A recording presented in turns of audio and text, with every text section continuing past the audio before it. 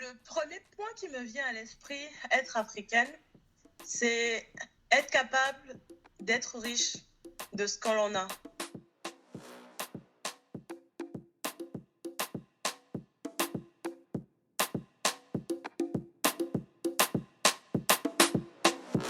Hello everyone. Bonjour, bonsoir, bon après-midi, où que vous soyez, et bienvenue dans un nouvel épisode de The Atalaku Effect.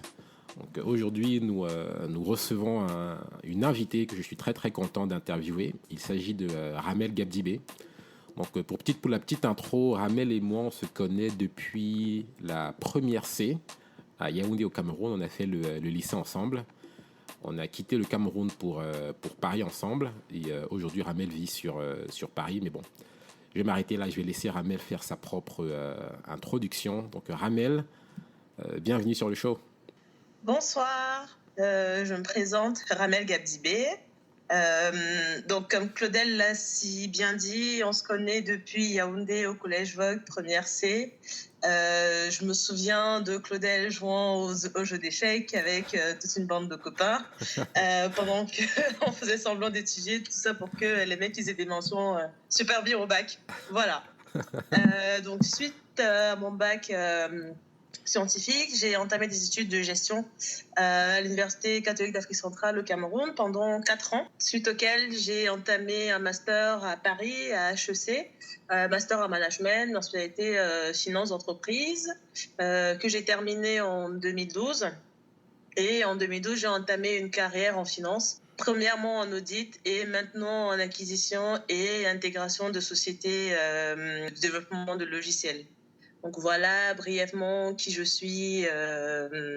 Voilà.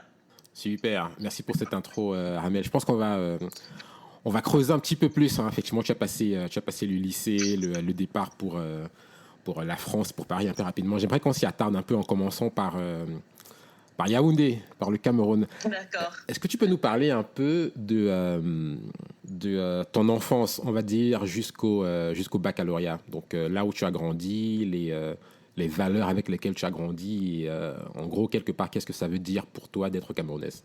Alors, je suis née, j'ai grandi à Efoulan. C'est un quartier de Yaoundé. Je pense que pas mal de personnes qui ont grandi à Yaoundé connaissent ce quartier, pas très loin justement du collège Vogt.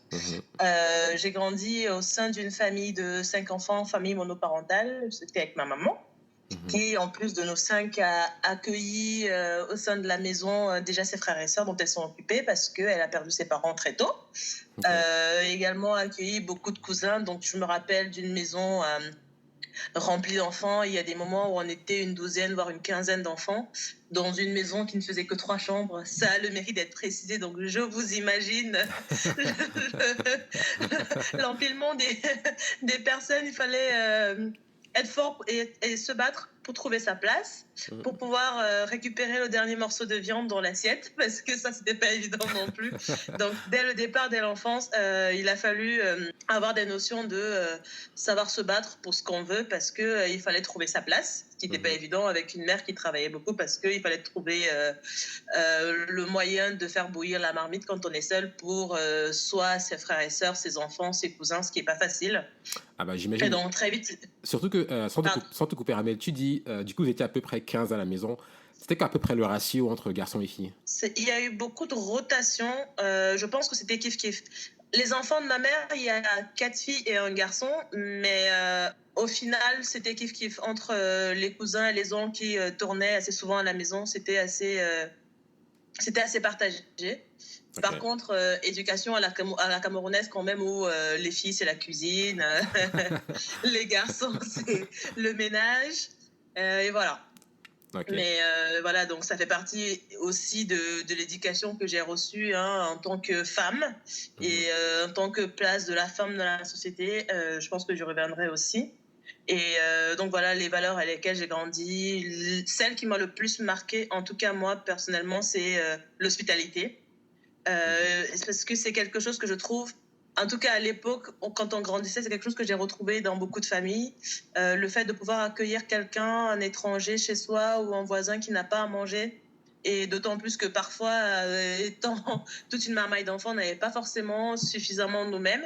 Mais ma mère n'hésitait pas à trouver quand même le moyen d'en avoir un petit peu pour ceux qui n'en avaient pas dans le voisinage. Et comme elle a toujours dit, quand il y en a pour un, il y en a pour 10. Donc.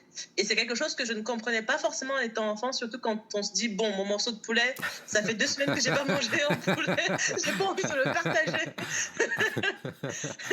C'est clair.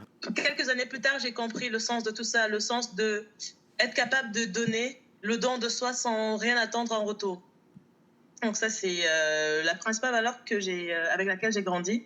Et après, le deuxième point, je dirais le sens de la différence, parce que ayant grandi dans une famille monoparentale, n'ayant pas beaucoup de rapport avec mon père quand j'étais petite, et voyant bien que mes petits camarades, c'était pas du tout la même chose, j'ai très vite compris ce que voulait dire être différent des autres, d'autant plus quand à la cour de récré entre enfants, on n'est pas gentil.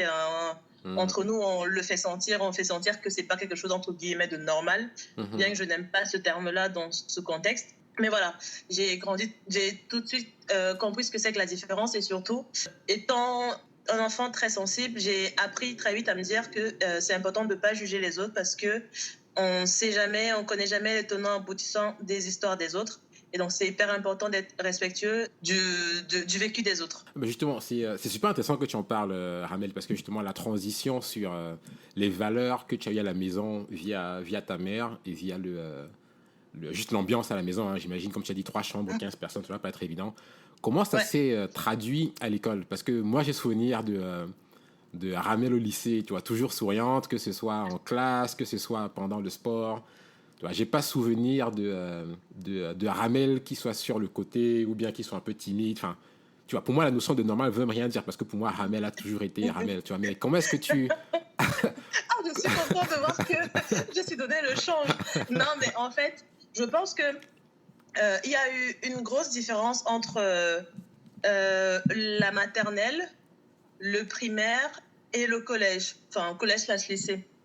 À la maternelle, j'étais quelqu'un de très réservé, très timide. Et juste pour la petite histoire, à l'époque, mes parents vivaient ensemble. Donc, à cette époque-là, je ne voyais pas la différence. Mais la différence, je l'ai sentie au moment où il y a eu la séparation de mes parents, où j'ai commencé à en parler j'étais au cours préparatoire, si je ne dis pas de bêtises, ou au CE1, un truc comme ça, où j'ai commencé à en parler justement à l'école en disant mes parents sont séparés, je ne vois plus mon père. Et là, j'ai commencé à constater les moqueries des autres enfants. J'ai pas compris pourquoi est-ce que je faisais justement l'objet de ces moqueries, puisque je n'étais pas responsable de la séparation de mes parents. Et je me rappelle que à l'époque aussi jeune que je l'étais, j'arrivais à m'exprimer comme ça en disant mais je ne comprends pas pourquoi est-ce qu'on se moque de moi alors que je ne suis pas responsable. Et au final, ce qui se passe entre adultes se passe entre adultes, mais en espérant retrouver justement un peu de confort à l'école, parce que à la maison c'était pas drôle. Et je me suis rendu compte que non, en fait, c'était encore moins drôle à l'école.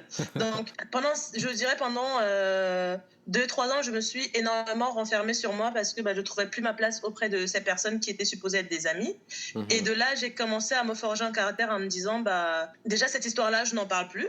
Et ce qui fait que déjà au collège, il y a, je pense, juste 1 ou 2 personnes qui étaient au courant. Je n'en parlais absolument pas. Et surtout, je me suis dit, ça ne me définit pas. Je ne vais pas en parler. Je vais arriver dans un univers qui est totalement différent. Parce que moi, j'étais à l'école primaire des Folanes. Et j'étais la seule de ma classe qui était admise à Vogt, au collège Vogt. Ce qui fait que finalement, il n'y avait personne qui était au courant de mon univers, entre guillemets, familial. Personne susceptible de me moquer. Donc du coup, inconsciemment, maintenant c'est avec l'âge, c'est en étant adulte que je peux le formuler de façon claire, mais inconsciemment, je me suis dit, je n'en parle pas, je vais me créer une nouvelle, je vais être totalement différente, je vais retrouver le sourire, je vais pouvoir être avec des gens qui ne pourront pas me juger parce qu'ils ne sauront pas ce qui se passe chez moi, tout simplement, et au moins, je vais pouvoir être telle que je suis sans pour autant être la fille qui n'a pas son père. Wow. Okay. Yeah. Maintenant, j'arrive à le décrire comme ça, mais à l'époque, je ne me le formulais pas. Je ne me suis pas dit, tiens, Ramel, tu ne vas pas en parler. C'est juste venu naturellement. C'est il y a quelques années que j'ai... et je crois d'ailleurs, c'est en rédigeant le petit témoignage que j'avais fait pour Lina, que je m'étais posé plein de questions. Je me suis dit, oui, tiens, mais pourquoi tu as fait ça? Pourquoi tu étais comme ça? Parce qu'effectivement, pareil, elle me s'était dit, mais Je ne savais absolument pas, je n'étais pas au courant de toute cette histoire. Je fais, oui, c'est vrai, je n'en parlais pas, mais je me suis rendu compte des raisons pour lesquelles je n'en parlais pas et j'ai pu le formuler en tout cas de façon claire. That makes sense. That makes sense. C'est marrant parce que, enfin, c'est marrant, c'est peut-être pas marrant, mais l'idée de, tu vois, changer de ville, changer de pays, changer d'atmosphère, ou bien même simplement dans la même ville, changer de lycée, effectivement, tu peux te recréer, pas forcément une nouvelle identité, mais ça permet d'abandonner pas mal d'aspects négatifs derrière toi. Et c'est super C'est intéressant de ça. voir que dans ton point de vue, même à un jeune âge, c'était déjà le cas, quoi. Donc Exact. super Exactement. intéressant. Ok, Hamel, quittons le lycée, quittons Yaoundé. En fait, pas Yaoundé totalement, parce qu'après le collège Vogt, tu as fait, je crois, 1 ou 2 ans à la Cato avant le départ pour la France. Donc, est-ce que tu peux nous parler un peu de ce que ça signifiait pour toi, le départ entre Yaoundé et Paris? C'était quand, pourquoi, et quelles étaient les éventuelles peurs Alors, et angoisses associées? ouais. Déjà, j'ai fait 4 ans. C'est pas juste 1 ou 2, c'était 4. Ah oui. Et au départ, je voulais partir du Cameroun après le bac. Bon, ma mère m'a dit non, j'étais trop jeune et puis c'était cher. Mhm, Donc je me suis dit, je vais aller à la Cato. Un peu entre guillemets par dépit parce que je ne savais pas trop ce que j'avais envie de faire en dehors de... à l'époque, je voulais être ingénieur en pétrochimie. J'ai présenté le concours de la Cato, je l'ai eu. Et donc, yeah. pendant 3 ans, au bout de 3 ans, j'ai obtenu ma licence en gestion. J'ai essayé j'ai fait les concours des écoles de commerce en France. Je les ai ratés avec fracas. Le premier échec de ma vie, il a fait très mal. Et je me suis remise en question. Je me suis demandé pourquoi ça n'avait pas marché. Et à l'époque, quand j'étais en licence, j'avais fait le concours des écoles simplement parce que je voyais beaucoup de camarades qui le faisaient. Je me suis dit, pourquoi pas. Et après avoir eu cet échec, du coup, je me suis posé des questions sur mes motivations, sur mes entretiens.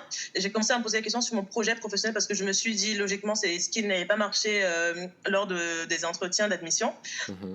Et là, j'ai commencé à retravailler mon profil, à retravailler mes motivations. Et la raison pour laquelle je me suis dit que c'était intéressant de partir. Et là, déjà, j'ai commencé à creuser un peu dans ma curiosité en me disant, le Cameroun, c'est le seul environnement que je connais. J'ai beaucoup de camarades à l'étranger qui ont l'air de vivre des expériences assez intéressantes. Donc, du coup, ce serait quand même intéressant d'avoir une autre perspective que celle que j'ai. Que j'avais à l'époque au Cameroun. Le deuxième point, c'était les perspectives d'emploi, évidemment. Au Cameroun, on sait tous que c'est un peu... le ratio d'embauche, en tout cas par rapport au nombre d'étudiants qui sortent après un bac+5, est quand même assez faible par rapport à celui qu'on peut avoir dans certains pays européens. Donc, du coup, je me suis dit, peut-être qu'en faisant une grande école de commerce en France, ce serait intéressant, j'aurais beaucoup plus d'opportunités. Et surtout, j'élargirais mon champ de possibilités en termes de métier, en termes d'envergure d'entreprise et même potentiellement en termes de pays dans lesquels je pourrais travailler après, étant donné que les parcours des écoles de commerce, en tout cas de celles que je visais, sont des parcours assez internationaux. Effectivement. C'est vrai que sortant d'une école comme HEC, que ce soit en France ou à l'étranger, la vision, l'aura d'HEC est assez grande. Donc j'imagine que dans ta tête, c'était assez clair de si je passe par HEC, il y a très peu de raisons que je chôme, voire mieux, quoi. J'imagine aussi que au-delà de l'aspect financier, hein, parce que quelque part, oui, à travers le boulot, c'est les finances, il y avait également des peurs et des angoisses associées. Tu vois. Tu as dit par exemple que le Cameroun, c'est le seul environnement que tu connais. Mais en regardant, comme tu dis, tes camarades de classe qui avaient des expériences intéressantes, quelles étaient les peurs, les angoisses? Tu dis, ok, je quitte le Cameroun pour la France. Qu'est-ce qui te passait par la tête comme peur à ce moment-là? La première peur, c'était quitter ma famille, tout simplement. Pendant 22 ans, j'ai toujours vécu pratiquement chez ma mère, ou en tout cas, quand j'ai été au plus loin, j'étais à 30 minutes en voiture. Donc, dire que les courses le samedi, je les faisais chez maman. Et pour la petite histoire, j'étais focus, je voulais absolument partir. J'ai travaillé dur, j'ai obtenu une bourse. Pour mon visa, j'ai remis sur les terres pour l'obtenir. Et le jour où j'ai eu mon passeport avec le visa à l'intérieur, je suis rentrée chez moi, j'ai pleuré mais toutes les larmes de mon corps. Chez moi, personne ne comprenait ce qui se passait. Je disais, mais en fait, je réalise que oui, je vais vraiment partir, donc je vais laisser tout ce que je connais pour un pays que je ne connais pas, où on parle où le racisme défraie la chronique, où j'ai quelques amis, mais où je n'ai absolument pas de famille. Donc, comment est-ce que je peux prétendre pouvoir m'en sortir dans un tel environnement? Donc pour dire que vraiment, j'ai réalisé que je laissais tout derrière moi. Et en fait, je partais pour reconstruire quelque chose de partant entre guillemets de zéro. Pas vraiment, mais en tout cas dans un environnement où il fallait que je me refasse de A à Z. Donc c'était ça la principale peur. La deuxième, c'était OK, HEC c'est une grande école. Le taux d'embauche, il est pas de 100%, mais presque. Il n'empêche quand même qu'il y en a qui trouvent pas forcément le boulot à la fin des études. J'ai une bourse de moitié, mais si jamais je ne trouve pas le boulot, comment est-ce que je vais pouvoir regarder ma mère dans les yeux en justifiant toutes les dépenses qu'elle avait faites, tous les sacrifices, parce que mine de rien, c'est quand même un sacrifice de pouvoir me permettre de réaliser mon rêve sans m'endetter, puisque de toute façon, je ne pouvais pas m'endetter n'ayant pas de garant en France. Donc, c'était ma mère qui devait se débrouiller encore une fois pour pouvoir m'aider à réaliser ce rêve-là qui ne faisait pas partie du cahier de charge, puisque j'ai abandonné un master au Cameroun qui était déjà bien entamé pour recommencer un master en France. Donc ça, c'était les deux peurs. Et du coup, aussi se dire, ma mère ayant des moyens limités, comment est-ce que j'allais faire pour être sûre que j'allais m'en sortir rapidement, puisque si je ne trouvais pas du boulot, il aurait fallu trouver un moyen de subvenir à mes besoins en attendant de pouvoir trouver une solution. Donc j'avais ces peurs-là, à la fois matérielles et culturelles aussi, de me dire est-ce que je vais m'en sortir, est-ce que je vais avoir des camarades sympas, est-ce que mes potes que je connaissais depuis le Cameroun mais qui étaient ici n'avaient pas trop changé, n'allaient pas me trouver la petite villageoise du Cameroun. Bon, il s'avère que non finalement, mais toutes ces petites craintes-là, juste de se dire la peur de l'inconnu en fait. Si je devais résumer, c'était ça. D'accord, that makes sense. Je pense que pour beaucoup qui partent, quand que ton cas est un peu différent, parce que ceux qui partent en général, je prends mon exemple, en partant après le bac, tu vois, à l'époque j'avais 15 ans, il y a des questions qu'on se pose pas beaucoup, tu vois, l'aspect financier, c'est tu dis bon ok, ça va être cher, mais bon, comme je me posais pas la question de la pension à Vogt, je me disais bon ok, la pension à Paris, ce sont les parents qui s'en chargent, donc il n'y a pas de raison. Mais je m'avais effectivement à 22 ans, tu es déjà un peu plus mature, tu te poses un peu plus de questions. Donc, j'imagine que c'est encore moins évident à cet âge-là de quitter.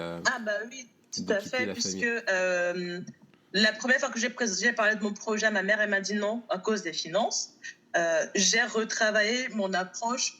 Je lui ai démontré qu'en ayant une bourse, au moins partielle, je participais, moi déjà, c'était mon apport entre guillemets, donc je me suis engagée avant même d'avoir réussi mes concours à trouver le moyen d'obtenir une bourse. Je ne savais pas comment je ferais, mais dès le départ, je savais que ma mère ne pouvait pas financer tous mes besoins, ça c'était pas possible, et je savais qu'elle pouvait pas s'endetter non plus, et donc il fallait que je trouve un moyen. Donc déjà la question financière, c'était le go-no-go de départ. C'est clair. Ça s'ajoute le loyer. Quand je me rappelle, je m'amusais à faire des conversions, le prix du loyer en CFA, en comparant avec son salaire, je me dis oula, ça va être chaud. Il y a plein de problématiques comme ça où effectivement, quand on a eu le bac, je me rappelle quand je voulais partir, je me posais absolument pas ces questions-là. Mais en licence, et puis bon, je pense aussi que le fait d'être à la Cato, à partir de la Cato, c'est moi qui elle me donnait des sous et c'est moi qui allais payer ma pension à la Cato. Donc là, pendant 4 ans, j'ai commencé à prendre conscience de déjà ce que ça coûtait ma pension, de ce que ça coûtait par exemple de me payer une chambre toute une année, et après de comparer justement ce que coûtait la Cato par rapport à ce que coûtait HEC. Se dit oula, tu vas multiplier les coûts par 10. Donc, c'est bien plus tangible quoi. Donc est-ce que tu veux vraiment infliger ça à ta mère? Est-ce que ça vaut vraiment le coup? Et quelque part un peu derrière, quel est l'intérêt pour elle? C'est vrai que quand on met un enfant, moi tu te dis pas je vais l'envoyer à l'école parce que j'ai un intérêt derrière, mais j'ai commencé à me poser ces questions-là avant de partir et de me demander si ça valait vraiment le coup de lui, entre guillemets, infliger mon rêve qui n'était absolument pas le sien. That makes sense indeed. Question rapide, Ramé. Est-ce que en partant à ce moment-là, malgré les angoisses que tu avais et avec les espérances via HEC d'avoir un bon boulot, est-ce qu'à un moment donné tu te dis ok je vais, mais dans 5 ans, dans 10 ans, à un moment donné, quoi qu'il se fasse, je vais rentrer au Cameroun? Ça, je me le suis dit pas au moment où je partais, parce qu'au moment où je partais, rentrer ne faisait pas vraiment partie des options. C'était pas non plus exclu, mais je n'y réfléchissais pas. J'avais juste envie de partir. Et j'avais envie je rêvais d'un avenir meilleur. C'est tout ce que j'avais en tête. Je m'étais pas dit le Cameroun plus jamais, ou je vais rentrer. Mais par contre, quelques années plus tard, Euh, pour plein de raisons, j'ai commencé à me dire, déjà parce que l'intégration n'était pas forcément réussie en France, que j'étais en total décalage d'un point de vue culturel et d'un point de vue d'un certain nombre de valeurs qui me sont chères. Je ne me trouvais pas à l'aise, je ne me trouvais pas à ma place, mais je pense aussi que c'est parce que je m'étais beaucoup renfermée par rapport au fait de me dire, j'ai des camarades qui sont pas forcément sympathiques, qui estiment que parce que je viens d'un pays pauvre, très endetté, où a priori le niveau d'éducation est assez faible, je n'ai pas ma place à HEC, j'ai fini par me dire, peut-être qu'est-ce que je fais là en fait? Pourquoi est-ce que je dépense tout cet argent? Si ça se trouve, j'aurais mieux fait de rester au Cameroun, d'autant plus que je vois certains de mes camarades de la Cato qui ont trouvé de super jobs, qui vivent très bien et dans de grandes maisons, de superbes voitures et qui, je pense, à la fin du mois, mettent plus de côté que ce qu'un Parisien arrive à mettre de côté parce que la vie est chère. Donc j'ai commencé à me poser toutes ces questions-là la première année.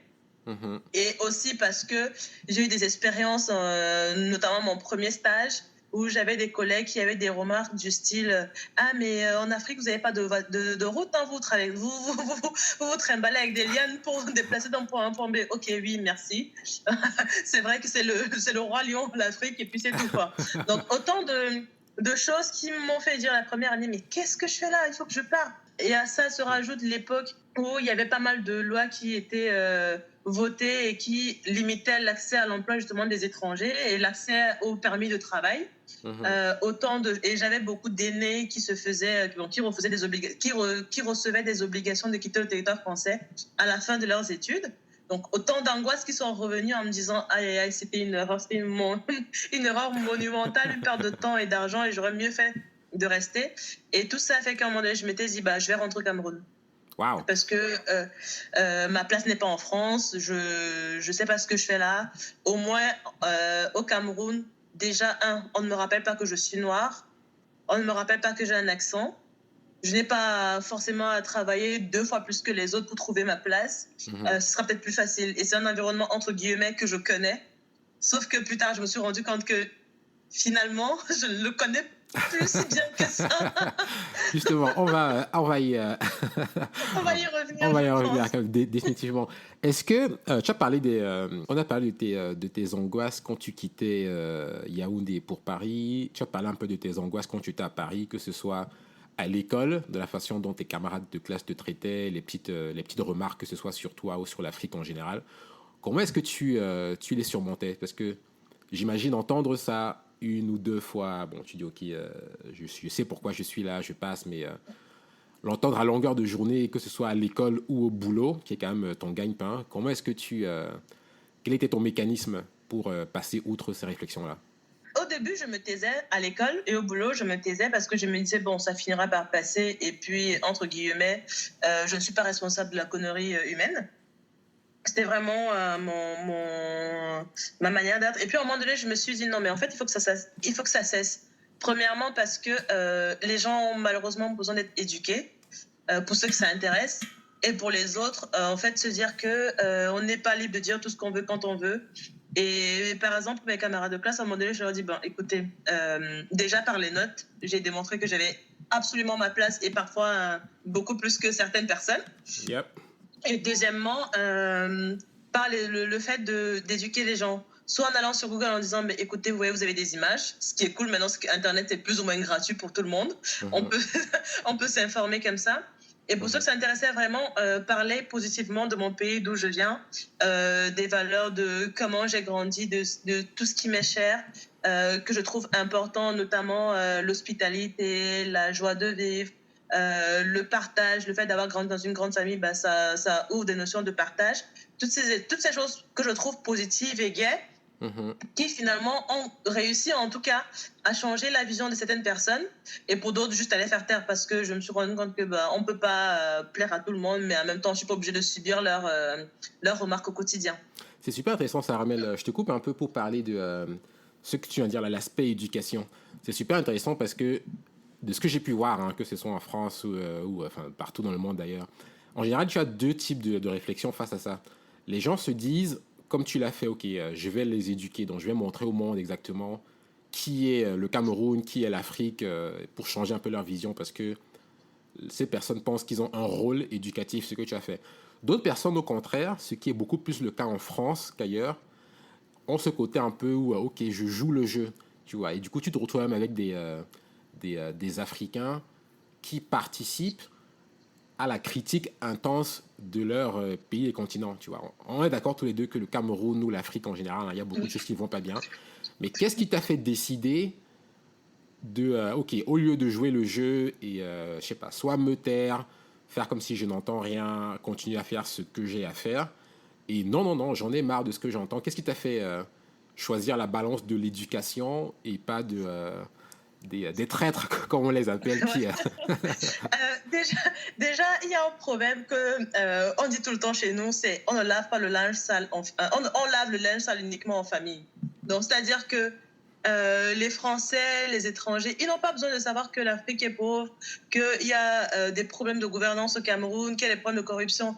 Déjà ça, les médias internationaux en parlent suffisamment, ce n'est que de ça qu'on parle.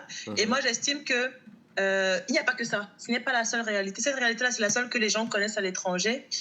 Et c'est entre nous, entre guillemets, frères, que nous devons discuter de ça pour essayer de changer les choses. Donc, avec les autres, je veux parler de ce qu'il y a de positif, de ce qui peut donner justement envie à quelqu'un de se dire « Ah bah tiens, je vais découvrir les origines de Ramel, je vais découvrir l'Afrique, je vais découvrir le Cameroun. » Moi, c'était vraiment ce point-là, de me dire « Non, je ne parle... » Et c'est inhérent à la personne. Jamais je ne parlerai en mal du Cameroun à l'extérieur de mon cercle, entre guillemets, fermé de Camerounais ou d'Africains, parce que bah, ça, ce sont des choses qui nous concernent, nous.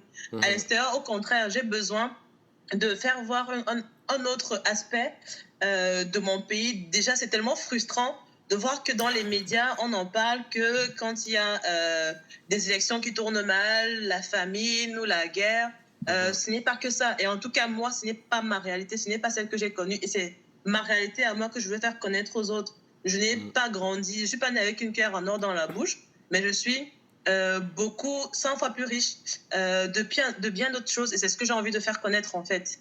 C'est super intéressant, Saramel, parce que, alors j'imagine, hein, comme moi, tu as dû voir à connaître à Paris des Ivoiriens, des Nigérians, ou même à travers tes nombreux voyages, mais j'ai l'impression que, là on va zoomer un peu, hein, on quitte de l'Afrique pour zoomer un peu plus sur le Cameroun, que les Camerounais, on est, que ce soit à l'intérieur ou à l'étranger, beaucoup plus critiques de notre pays qu'ailleurs. Les Kenyans, par exemple, j'ai jamais entendu un Kenyan, que ce soit qu'on soit en milieu juste africain entre nous, en parler de nos pays, notre continent.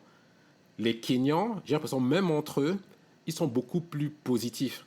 Tu vois, alors, certains diront que peut-être que le niveau de vie au Kenya est différent de... Hein, je ne vais pas rentrer dans les comparaisons, mais est-ce que tu as vu cet aspect-là? Est-ce que tu es d'accord avec le fait que les Camerounais, on est beaucoup plus self-critiques de nous-mêmes que d'autres pays africains? Ah, mais je suis d'accord à 3000%. Je ne saurais pas expliquer à quoi c'est dû, mais pareil, j'ai fait ce constat-là, pardon, que ce soit à Paris, au sein de communautés camerounaises, que ce soit à travers les voyages en Côte d'Ivoire, par exemple, au Rwanda, mais jamais je n'ai vu un Rwandais ou un Ivoirien parler en mal de son pays. Rien n'est totalement rose, hein. Il y a forcément beaucoup de choses encore à faire, mais c'est parce que tu es chez eux, alors ils se portent ambassadeurs de leur pays. Point barre. Les problèmes, ça, c'est pas des sujets qu'ils veulent en parler. Ils veulent juste te parler de ce qu'il y a de positif dans leur pays. Qu'est-ce qui pourrait faire en sorte que tu aies envie de revenir. Et c'est un truc qui, moi, m'a franchement énormément marqué. Et j'irais même plus loin. J'ai trouvé que, par exemple, les communautés ivoiriennes, entre guillemets communautés, à Paris étaient beaucoup plus soudées que nous, Camerounais. Je ne sais pas si ça remonte à... S'il fallait faire un peu de sociologie de comptoir, si ça remonte à notre éducation et culturellement parlant, où il y a beaucoup d'ethnies qui ne s'entendent pas forcément. Franchement, je ne saurais pas dire à quoi c'est dû, mais ce qui est sûr, c'est que le constat, il est là. Interesting. On aura l'occasion de reparler un peu plus tard. Mais je vais switcher le topic un peu rapidement pour parler des voyages. C'est vrai que tu as parlé de la Côte d'Ivoire, tu as parlé du Rwanda, et je sais qu'on s'était reconnecté un peu à travers tes nombreux voyages. Donc, d'où vient ce hobby, Ramel? Je pense qu'il y a pas mal de points à creuser là-dedans. En tant que... C'est sûr. Premièrement, ça, c'est quelque chose qui était enfoui. Et pareil, j'y ai réfléchi il n'y a pas longtemps. Je me rappelle que ma première frustration par rapport au voyage naît de mon premier stage où j'entendais mes collègues parler de leurs vacances. Déjà, je ne comprenais pas qu'on prenne des vacances quand on travaille parce que, encore une fois, moi, j'ai jamais vu ma mère prendre des vacances. J'ai jamais vu mes oncles qui étaient chez moi prendre des vacances. C'était le travail. Et donc, mes collègues qui parlaient de leur voyage, notamment un qui m'a parlé du Cameroun mieux que je ne le connais moi-même. J'ai eu honte. Et je me suis dit, c'est quand même assez bizarre que quelqu'un voyage autant et connaisse autant de choses et ait une telle culture. Bon, c'est resté enfoui dans ma tête. Et de toutes les manières, pour moi, le voyage n'était même pas une option à laquelle je pouvais rêver. Même quand on parlait, par exemple, d'échanges à l'école, c'était pas une option pour moi déjà parce que financièrement, je pouvais pas me le permettre.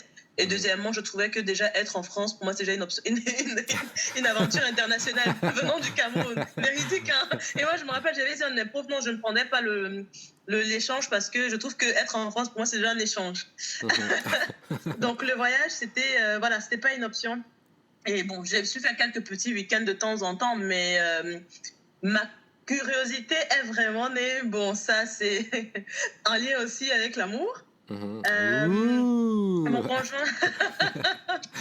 conjoint actuel qui lui est féru de voyage et qui déjà dans un premier temps, moi je me rappelle, m'a dit ce serait intéressant d'aller visiter Bamenda. Je me suis dit je vais faire 6 heures de vol Paris-Yaoundé, ensuite faire 6 heures de route pour aller à Bamenda, faire quoi?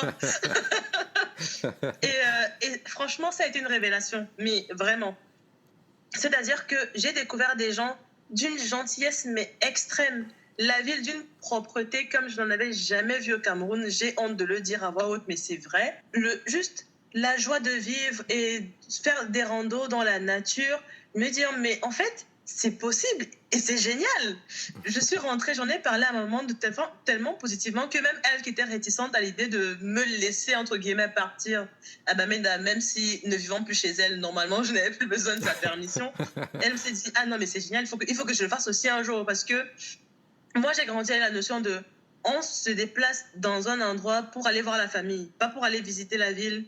Et donc, moi, c'était ça. C'était le tourisme, c'était une notion vague, accessible à une certaine élite riche.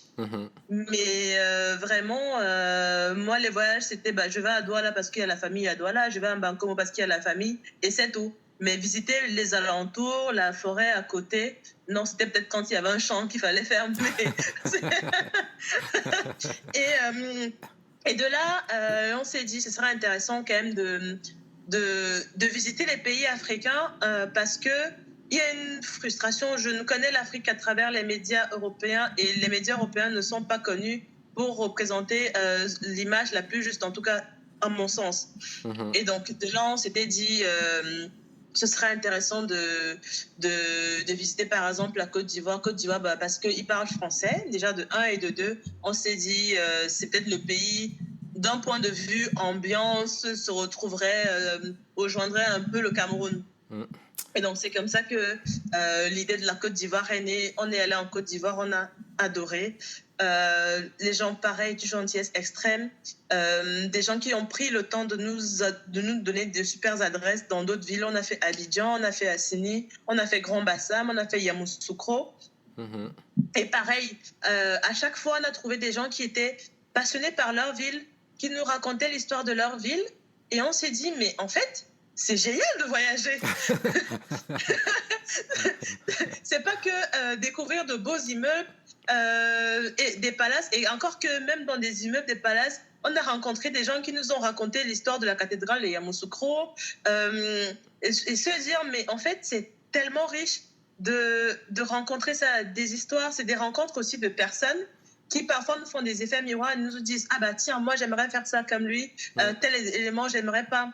Ou un truc tout bête, on attendait le taxi et en bonne camerounaise, j'ai vu des gens faire la queue, mais je me suis dit, s'ils font la queue, c'est qu'ils ont du temps à peine. Moi, je vais passer devant, je vais prendre le taxi. Et on m'a dit, non, madame, on fait la queue. Et là, je fais, ouais, d'accord. Les mecs, on est tous d'Afrique francophone, mais ils sont quand même disciplinés, tout seuls.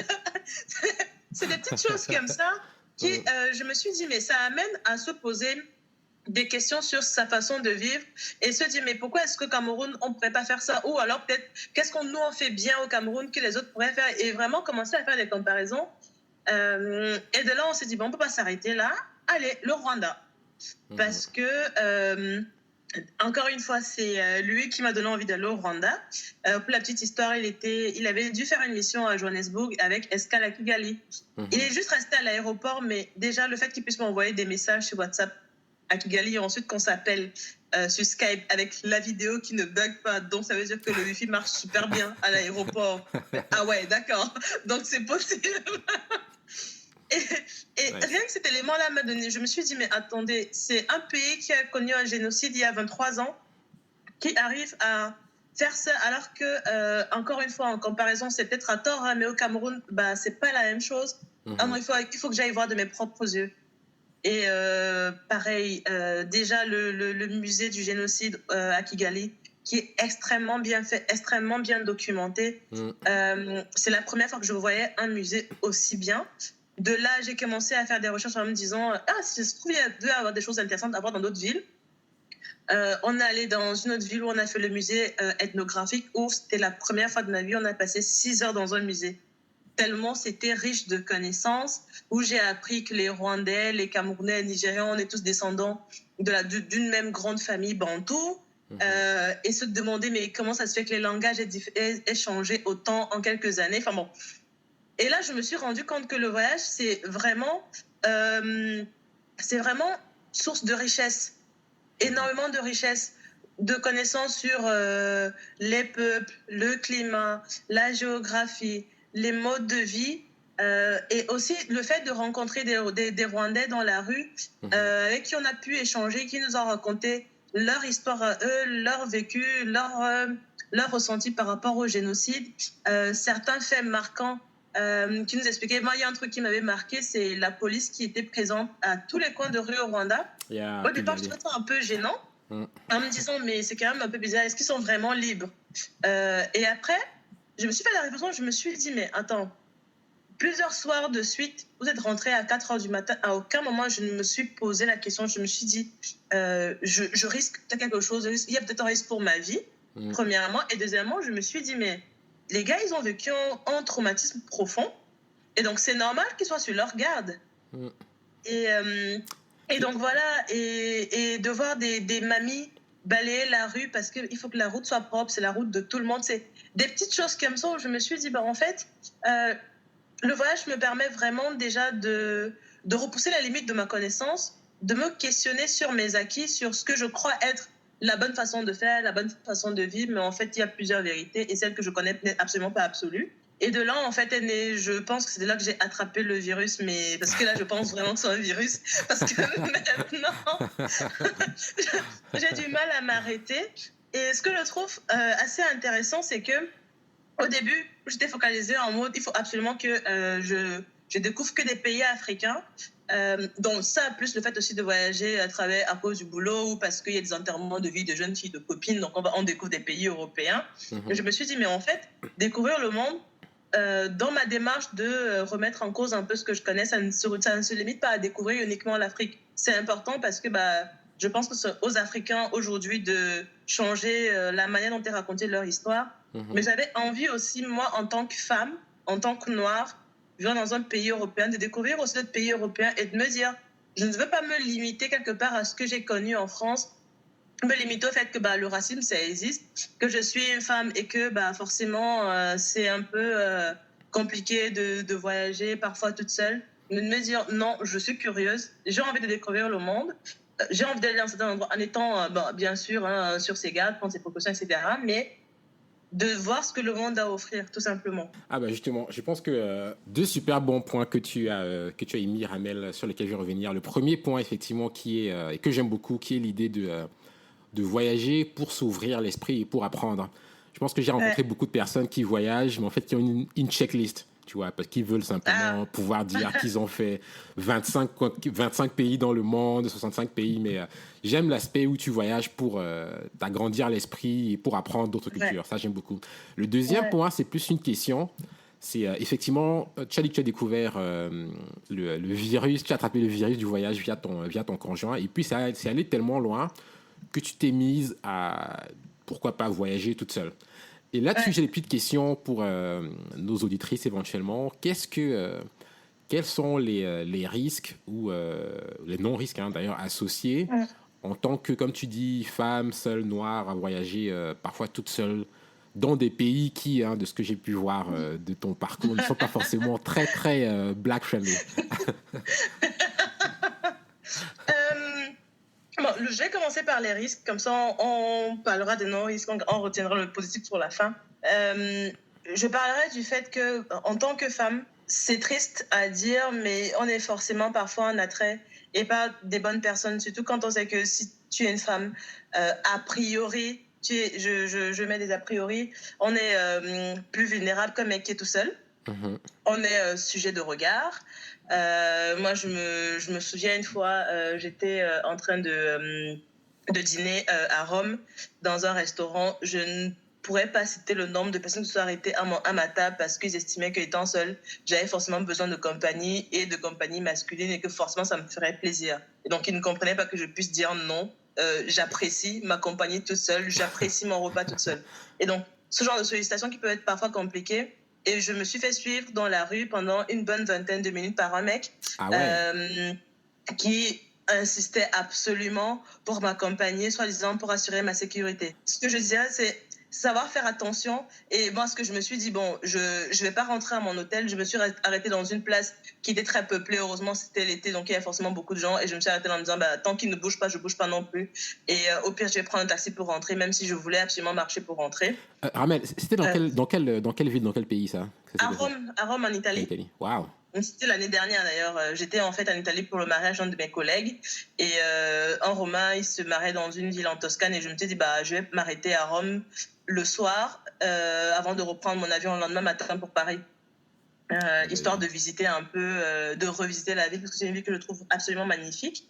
Et donc, la chance qu'on a aujourd'hui, c'est qu'il y a énormément de blogs et de blogueuses, de femmes solo qui voyagent, et donc de faire énormément de recherches sur la sécurité.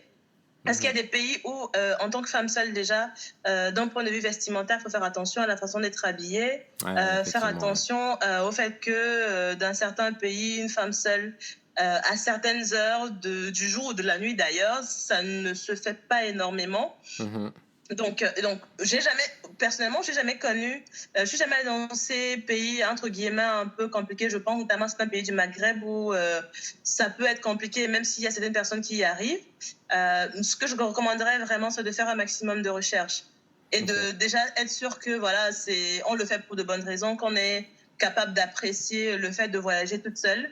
Mais, et voilà, et de ne pas oublier des règles élémentaires de sécurité de base. Si on est dans un endroit obscur, seul, peut-être éviter de sortir son appareil photo ou son téléphone, éviter d'attirer l'attention sur soi. Si c'est un pays, par exemple, culturellement assez, entre guillemets, fermé, bah, éviter de mettre des tenues trop courtes qui vont attirer le regard et peut-être attirer le regard des hommes qui pourraient après être tentés. Enfin, je déteste cet exemple parce que ça voudrait dire qu'une femme qui met les tenues courtes, c'est de sa faute si jamais elle attire des regards entre guillemets haineux vis-à-vis d'elle, mais malheureusement c'est la réalité dans certains endroits et il vaut mieux pour sa propre sécurité faire attention à ça. Éviter, définitivement. Maintenant, les points positifs et que je trouve absolument géniaux, en tout cas en ce qui me concerne, c'est que c'est quelque chose que je trouve qu'en tant que femme et qui plus est africaine, on n'a pas appris à penser à soi. On nous apprend à penser aux autres, à penser aux frères et sœurs, à penser aux futurs maris.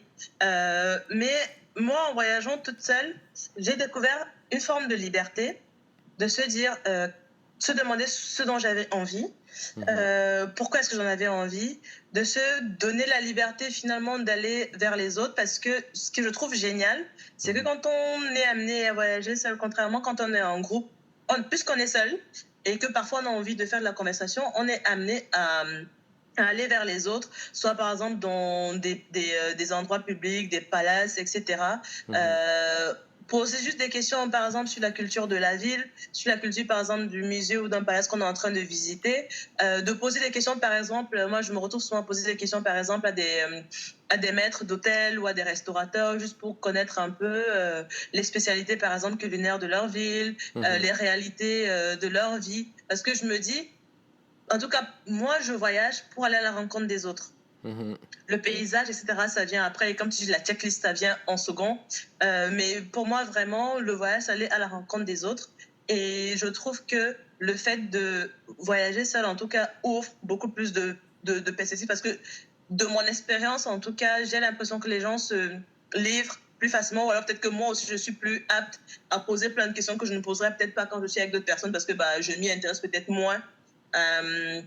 Et je me rappelle, par exemple, pour revenir à mon voyage à Rome, je m'étais arrêtée dans un glacier. Il y avait une vieille dame à qui j'ai commencé à poser des questions sur sa vie, qui avait vécu toute sa vie à Rome, sur sa vie, ses enfants, son mari.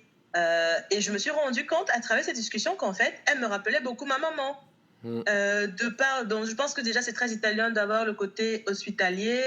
Elle a perdu son mari très jeune, du coup elle s'est occupée de ses enfants toute seule. Et donc à travers son histoire, j'ai retrouvé toutes les notions de résilience, de savoir se battre, de savoir se relever quand on tombe. Et je me dis, mais en fait, on vit dans un monde où de toutes les façons, on ne rencontrera jamais tout le monde. Mais au final, l'humanité, on se retrouve en ça du fait que on se bat entre guillemets tous finalement pour les mêmes raisons.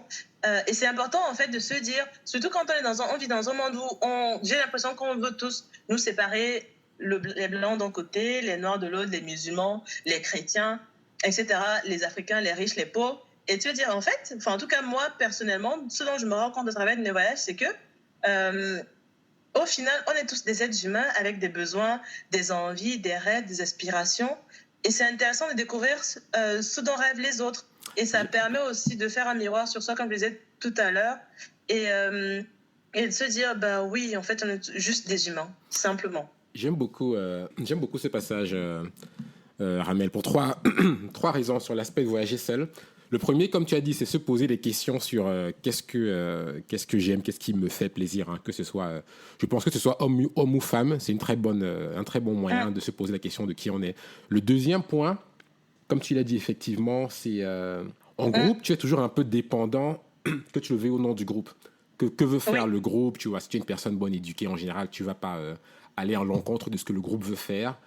Si vous êtes en soirée, le groupe veut rentrer et tu veux rester, non, si le groupe s'en va en général, tu es un peu plus poussé à aller dans. Tu as ce côté un peu très indépendant de tu fais ce que tu veux parce que tu es tout seul.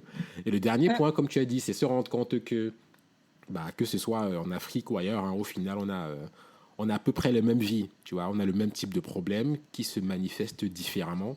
Mais au final, que tu sois italienne, française, camerounaise, effectivement, j'aime bien cet aspect où tu te rends compte que en fait on a les mêmes problèmes. Ramel, je vais switcher un peu rapidement de guerre pour parler de l'Afrique et te demander de ton point de vue à travers étant camerounaise, ayant grandi au Cameroun, ayant voyagé en Afrique. Que veut dire pour toi être africaine? Le premier point qui me vient à l'esprit, être africaine, c'est être capable d'être riche de ce qu'on a. Et même si parfois c'est très peu.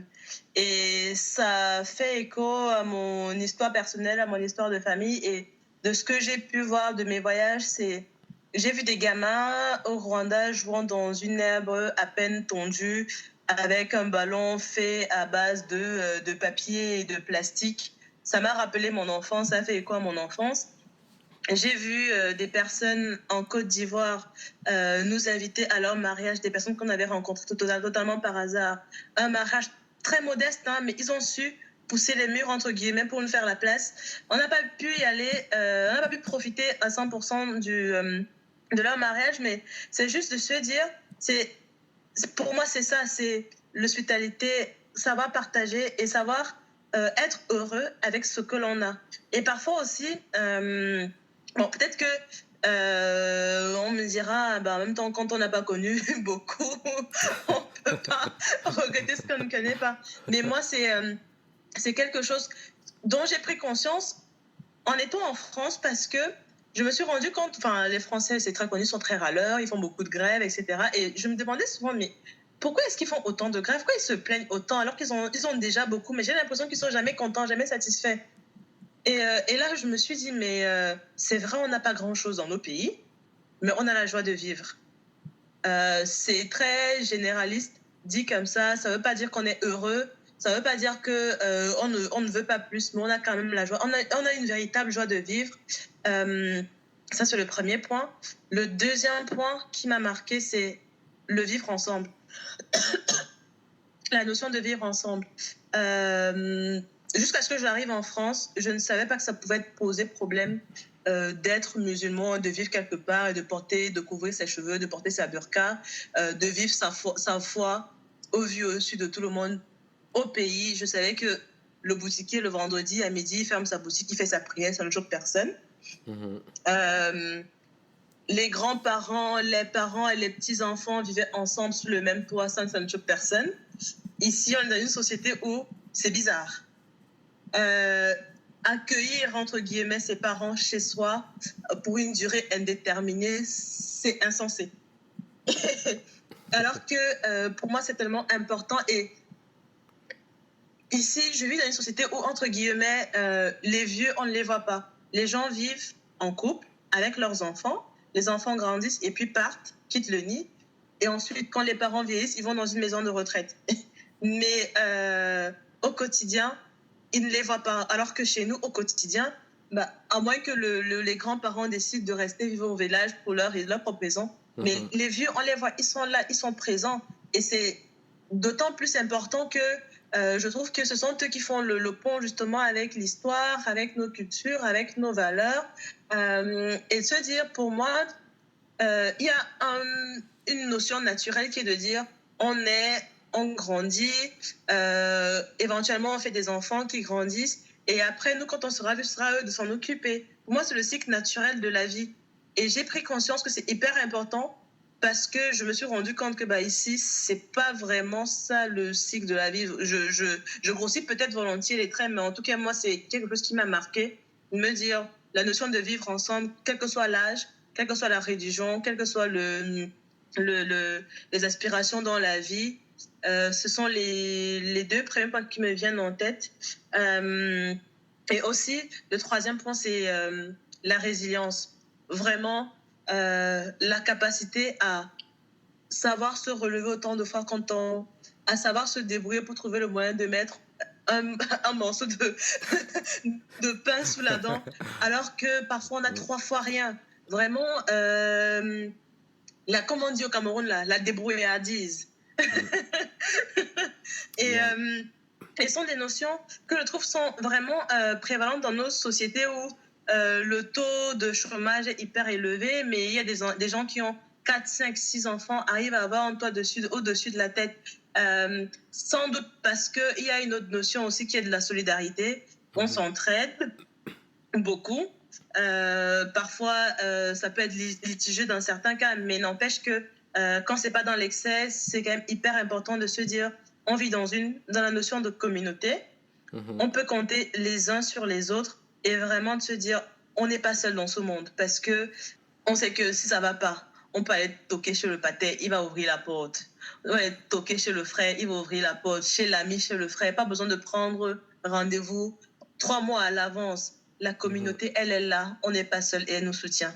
J'aime beaucoup, c'est marrant parce que tu l'as dit, je ferai un peu au début, ces valeurs-là, tu t'es rendu compte non seulement en tant qu'Africaine qui a grandi au Cameroun, mais à travers tes voyages et le fait de grandir dans d'autres cultures, ça te rend un peu plus appréciative de ce qu'on a. Parce que tu te rends compte seulement à l'extérieur, quand tu ne l'as plus à côté de toi, de ce que tu manques.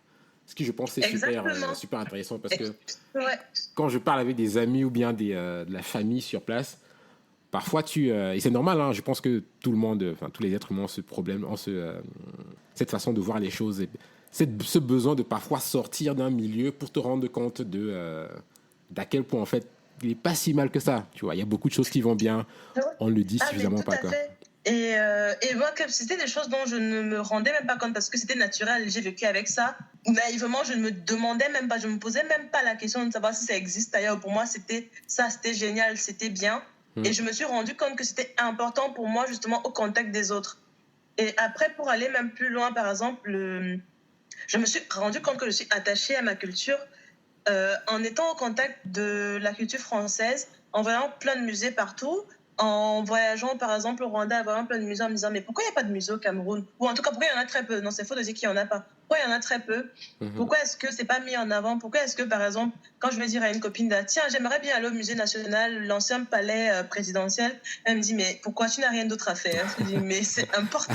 Ce sont mes racines. Et c'est important de pouvoir justement en parler et discuter. Et même aujourd'hui, par exemple, je regrette de ne pas être capable de parler ma langue maternelle correctement. Les Wondo, parce que je me dis mais ça fait partie de mon identité, ça fait partie de mon ADN, ça fait partie de qui je suis, et si demain j'ai des enfants, c'est quelque chose que j'aurais aimé pouvoir leur transmettre. Bon, c'est pas trop tard, même si mon accent ne sera pas bon.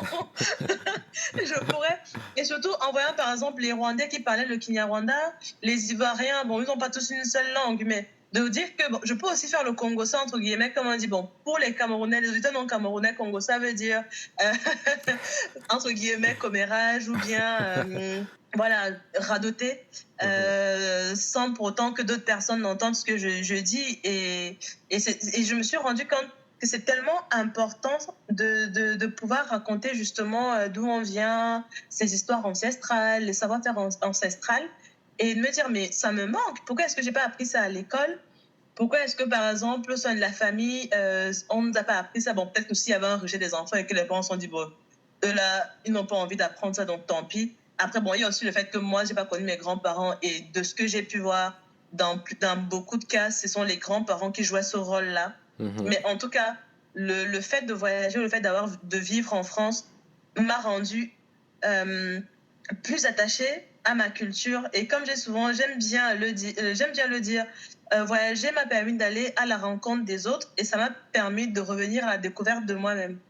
Super. Je pense que c'est une très bonne transition, Ramel, pour la prochaine question. On va pas tarder à clore l'interview, mais j'ai une question pour toi. Avec ce que de ton vécu, de ton parcours, tes différentes expériences, quel est le problème qui existe, pas seulement au Cameroun mais en Afrique, que tu aimerais résoudre ou alors faire partir de la solution? Alors, il y en a beaucoup, hein. Justement, c'est un peu le challenge, c'est d'en choisir un. et c'est génial parce que j'y pense. Le problème qui me tient le plus en cœur, en tout cas, c'est l'éducation des femmes et la place des femmes dans la société. Si je devais en choisir qu'un seul, ce serait celui-là. Ok. Pourquoi et comment est-ce que tu t'y prendrais? Donc, ce problème-là particulièrement, déjà parce que en grandissant, enfin pas en grandissant, depuis que j'ai mon diplôme, j'ai mon master, que je rentre beaucoup plus au Cameroun, je réalise la chance que moi j'ai eue d'avoir la mère que j'ai, qui m'a toujours poussée à faire des études, parce que je vois beaucoup de filles à qui on dit bon, tu as le BPC, tu as le bac, c'est très bien, maintenant ce serait mieux que tu saches cuisiner parce qu'il faut que tu te maries, c'est l'essentiel dans la vie. Et donc du coup, non d'autre perspective que celle-là. Je veux pas dire que c'est bien ou c'est mal, mais ce que moi je trouve important, et la chance que moi j'ai et que je salue, c'est que j'ai le choix. Et l'école m'a permis d'avoir le choix. Le choix de décider de ma vie, le choix de décider de ce que j'ai envie de faire.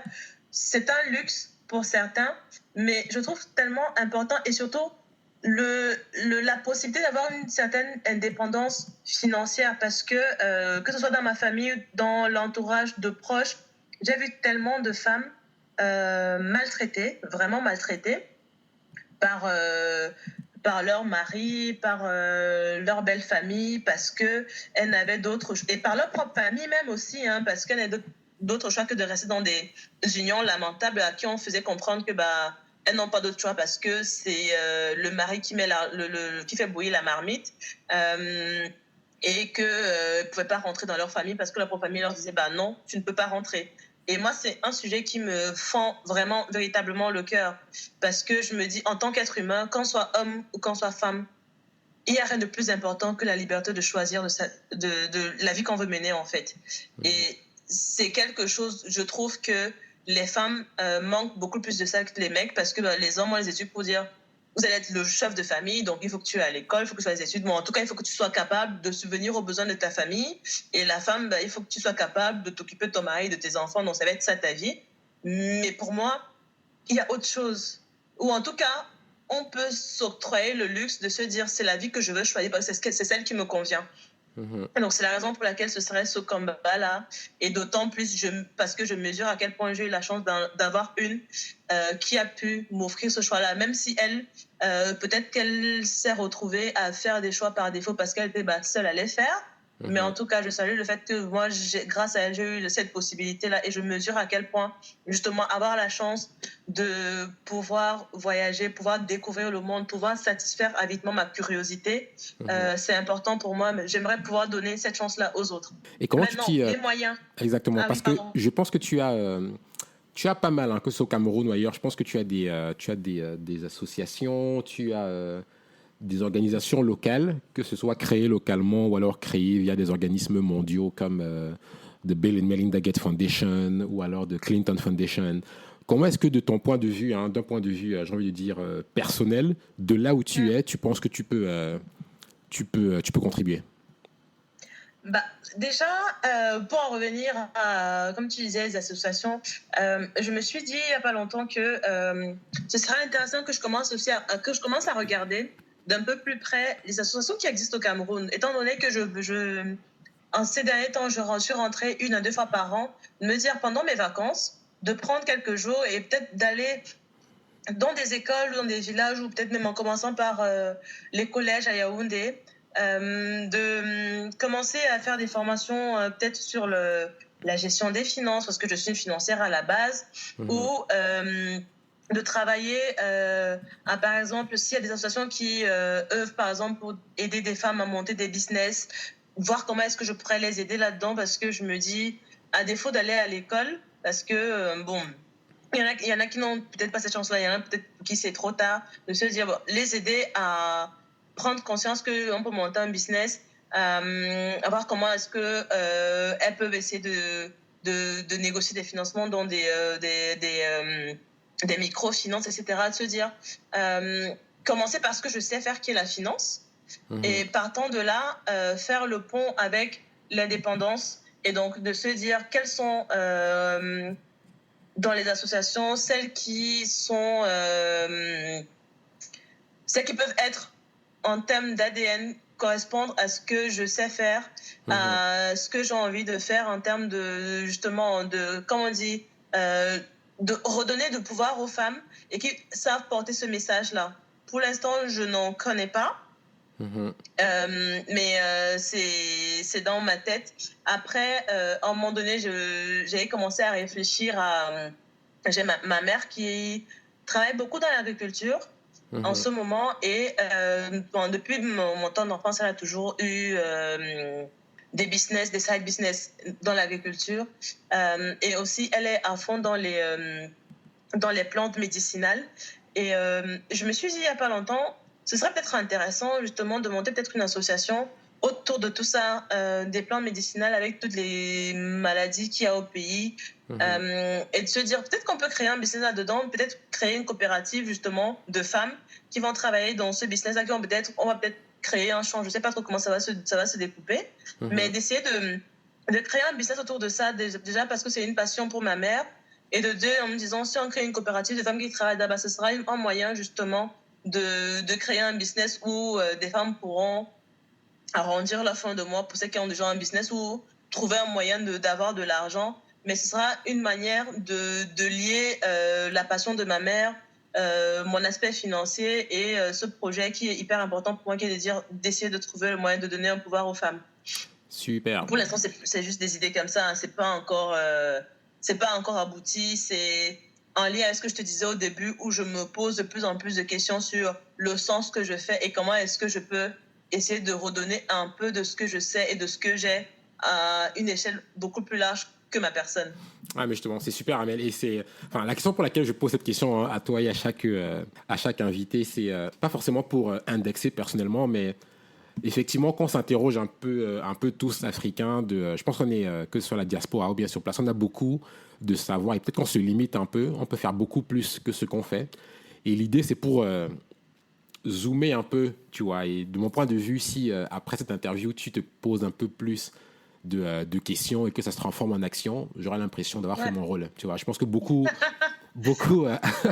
comme toi, non, comme mais je suis moi, complètement d'accord. on peut faire plus. Et encore beaucoup faire ça. Comme j'aime beaucoup ton exemple parce qu'en plus, ça inclut nos parents, tu vois, qui, soit certains sont à la retraite, soit proches de la retraite. Et ils ont tout un savoir qu'ils n'ont pas transmis parce que la notion de la transmission du savoir, elle est vachement orale en Afrique. Exactement. Donc, si Non, ça mais peut se transmettre tu en tapes en business. plein dans le mille de toutes les problématiques. Et c'est d'ailleurs pour ça que ces derniers temps, je réfléchissais beaucoup par rapport à ma maman, en me disant, il y a beaucoup de choses qu'elle sait qui sont juste dites de façon orale, que je n'ai jamais enregistrées, je n'ai jamais écrites. Et peut-être ce sera un moyen aussi tu vois, de mieux la connaître, de mieux connaître, par exemple, parce que je sais que cette envie-là, ça lui vient de son père. Son père, je ne l'ai pas connu.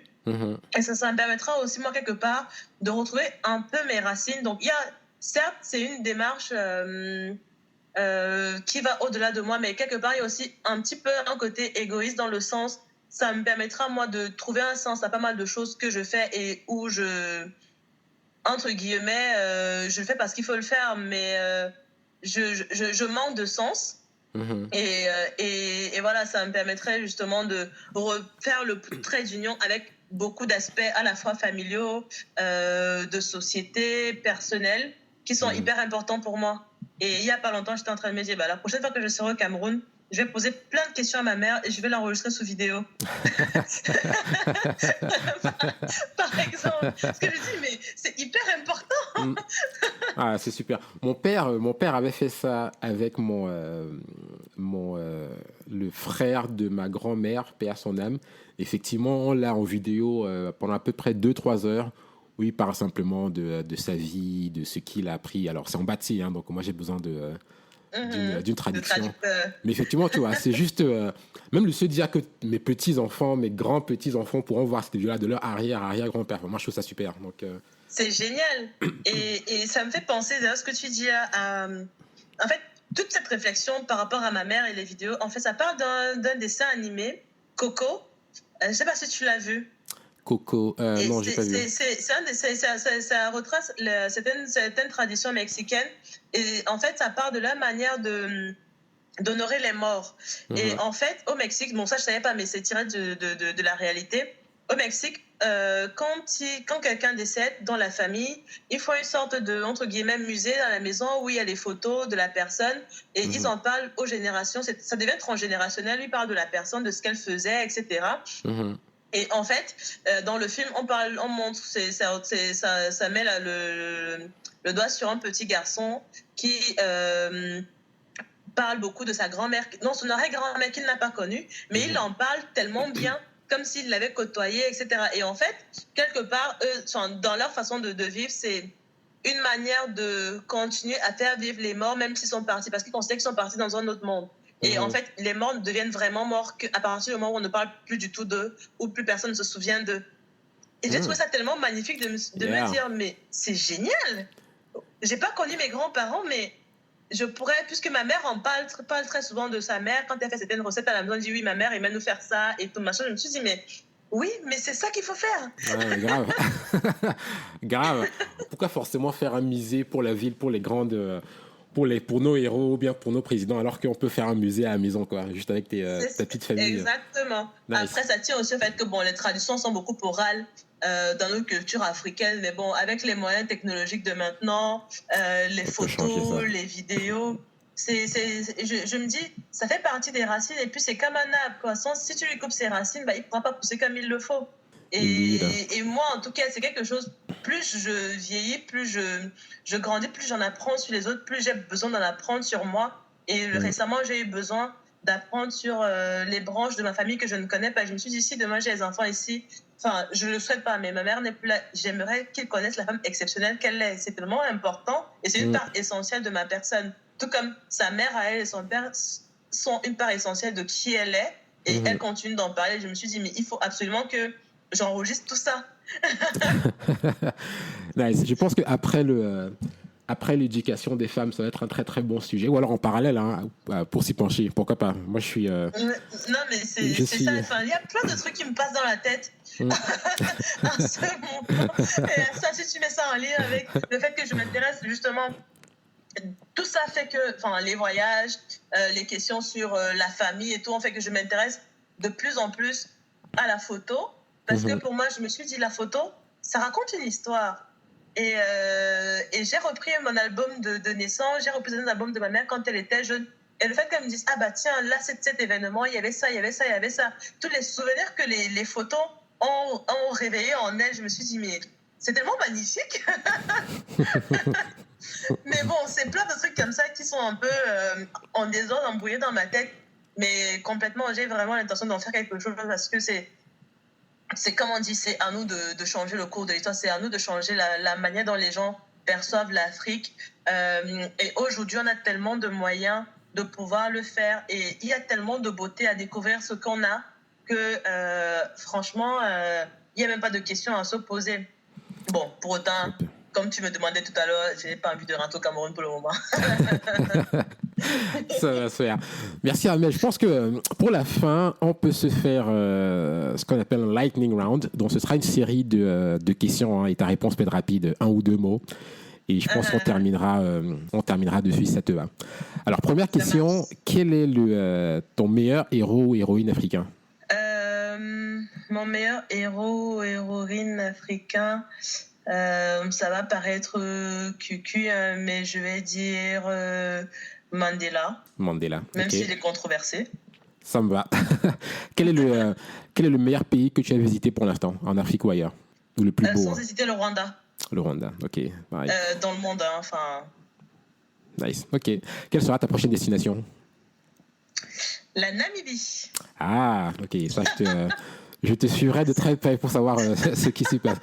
Quel est le meilleur mets africain que tu as eu jusqu'à présent? Le meilleur? Mets africain. Au coq, bâton de manioc, sans hésiter. Ok. Est-ce que tu regardes des séries télé en ce moment? Oui. Quelle est ta préférée? Je pense que ce serait Stranger Things. Sur Netflix. Ce qui est intéressant parce que je crois la troisième saison sort aujourd'hui, si je me rappelle bien. Okay. Et enfin, dernière question. Alors, tu as parlé de ta langue maternelle, qui, je pense, comme beaucoup d'entre nous, hein, on ne la parle pas de manière courante. Mais si tu peux nous dire, pour terminer, quelques mots et leur signification dans ta langue maternelle, qu'est-ce qui serait? Mbekiri, ça veut dire bonjour. C'est facile. Mading Cameroun, ça veut dire j'aime le Cameroun.